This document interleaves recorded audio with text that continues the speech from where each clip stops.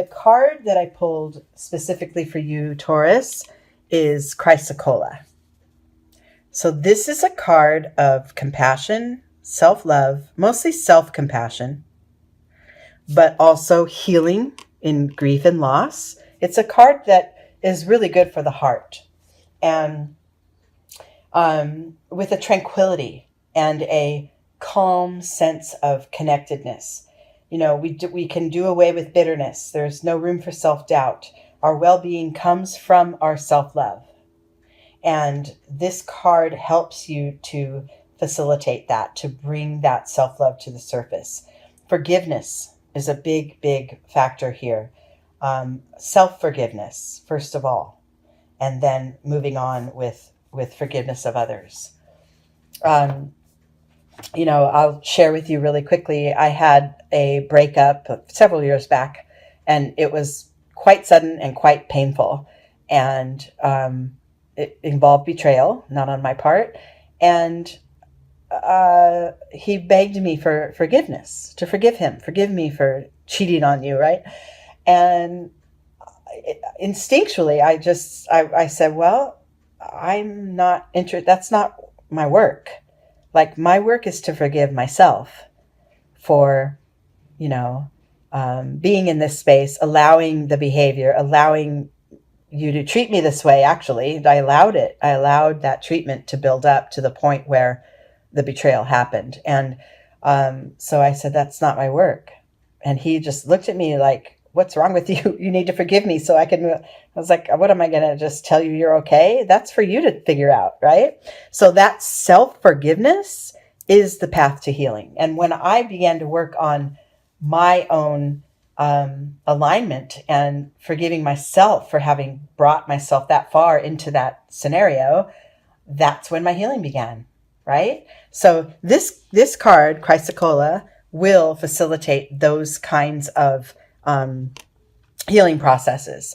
But also, if you don't have, and you're not interested in healing anything in particular right now, you don't want to bring up any pain at this time. A lot of these readings at this moment with these crystals, a lot of the signs were focused around healing, trauma, healing past lives, healing old pain, digging out old stuff so that it can be brought to the surface to heal. So it must be just a time of sort of globally for all of us to really focus on tending to where we stand, tending to our own energies and healing them. But in a deeper way, at any given time we're doing that. But this feels particularly deep right now. But for you guys in this case, what I'm also getting is that deep, deep digging and, sort of emotional excavation doesn't have to occur. This could just mean a reaffirmation or a reinforcement of your self-compassion, revisiting it and renewing it, right? And just tapping into your heart and aligning yourself with yourself. Okay, this could be very simple. So let's just see what the Zen cards tell us, okay? We have the tree spread here. The lower branch is going to be where we are now. And then through the trunk, we're going to propel ourselves upward and onward into new levels, new energies, and higher vibrations, and learning, lessons. Okay, so where you start, Taurus, in the place of self-love and compassion for yourself is the Trust card. Probably my favorite card, definitely my favorite illustration of this whole Zen deck, because there is such a freedom and such a peacefulness to this. She's soaring through the air in this beautiful sky, a couple of my favorite colors that she's soaring through, and knowing, not just hoping and wishing, just knowing that she's going to land safely, or she'll keep soaring and being buoyed up by the next gust of wind. It is full trust, faith in the unseen. And this is a beautiful starting point when we're talking about tapping into our self-compassion, forgiving ourselves, and allowing ourselves to be a fallible creature, to make mistakes and learn from them, and allowing everything to be right here with us as it is. and knowing that from that comes our growth. And we're always going, we'll always make it through. We'll always be okay. That's a beautiful starting point. So if you can, in your meditation, Taurus, just find that space of knowing. And sometimes it takes some looking back. Sometimes you need to stand where you are and think, how do I know I can trust the future? How do I know I can trust what's coming next? Well, if you look backwards and see the path that you've carved and see the challenges that you've encountered and that you've overcome and that you've grown from and become more empowered by, then you realize, yeah, I really will always be okay, because I always have been. Even in the really crappy times, I made it through. And here I am now. And I have more awareness than I had then. And I could be slightly a different person in ways. Aspects of myself are different. So yeah, you can trust, because you always do make it through, right? Even the toughest times. But I love that. I love that starting point within you, and hidden maybe from others, but you have this growing sense and this knowing that you're on the right path, that you are succeeding at this soul work, that your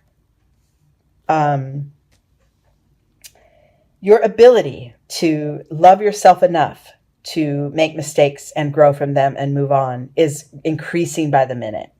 With every challenge, you feel stronger, right? So you know that you're having success at this. Your ascension is real, and your ability to love yourself through it is becoming stronger and stronger. Okay? In the external world here, and how it shows up sort of in your life, holding on to that trust and that knowing that you're on the right path. Oh, I love this. This is a great lesson in your external life, is the no thingness card. Attaching your desires and your needs to not to one thing, not attaching to any outcomes, not attaching your happiness on any person or any situation or any ideal scenario. Your happiness has nothing to do with these external examples. Your happiness is here in the trust, in the self-love, in that alignment with yourself and the compassion and the willingness to let go and forgive. That's where your happiness lies. It's all within you.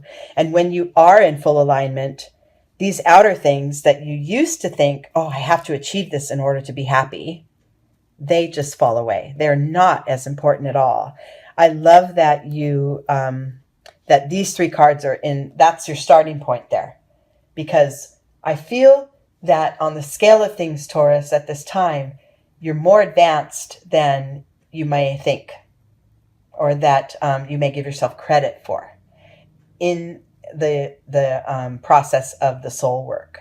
You're really making strides. Okay? I love it. This is great. Okay, this trunk card here, this is the energy that we want to master or acknowledge in order to move forward and continue our growth. And that's the burden. And this is literally it's a cloud-based card in the Zen deck. It's just represents mental energies.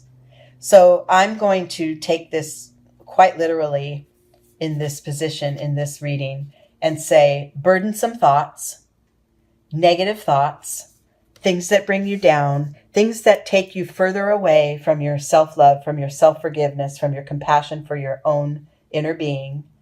The things that block you from that need to be dealt with. They need to be washed away. They sometimes just need to be ignored.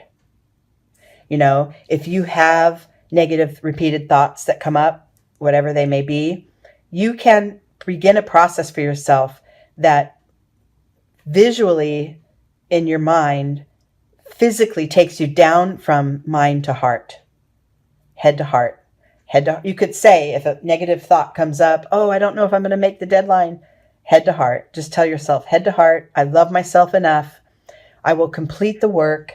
If I miss the deadline, I am still a loving being. I am still okay. Just that practice of diverting yourself from this potential, negative thoughts have a way of, snowballing and gathering a lot of momentum. And we don't want to do that here. We want to acknowledge that we have the negative thought and then move on from it. Either bring the heart into the scenario, or literally just shut the thought out. Just nope, next, right? That's the practice. And that's what will bring you up to this next level of awareness, which is gorgeous. Oh, love it. Okay. Okay. So your next aspect, the next state of your expansion here, of your ever expanding heart. But the next level here for you is gorgeous. This is beautiful. It's rooted in the Innocence card. And this is, it tells the story, and I've told it before. It's my favorite aspect of this card, is how this wise old sage who knows everything, learned it all, could tell you everything, knows all there is to know, still is humble enough and finds joy and pleasure in the simplest things in life, just like through a child's eyes. The grasshopper he's looking at it in wonderment, so amused by it. Oh my goodness. It's an insect. It's a being right on my hand, That ability to see, especially in the heels of these burdensome thoughts, that ability to use trust, not attached to outcomes, and move right on to a fresh way of seeing things, and almost some would say with that much trust and faith that it's almost naive, because those burdensome thoughts, those negative thoughts, they're what keep you in check. They're what keep you on your toes, right? Nope. They are what keep you in place. And if you want to progress on a soul level and move forward, then this trust must be firmly in place, sort of that blind faith. And we need to wake up every day with a fresh perspective, new start, fresh eyes. Everything I see, it's as if I were seeing it for the first time. That's where pure joy comes from. And that is connected to your heart space as well. That chrysocolla stone, the energy of that stone, will definitely help you in this process.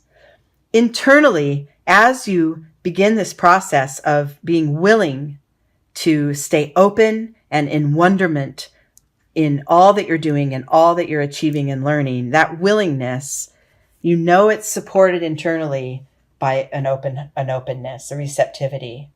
This card is a sort of an energy that's being received from up above, sort of through the crown chakra, down through all the chakras.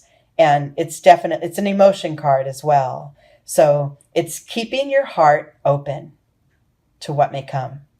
And within you, others may not be aware of this aspect of you, but you have a growing sense that the more open you remain, the more fulfilling, the more exciting, the more wonder there is to be experienced. And you're really getting that process.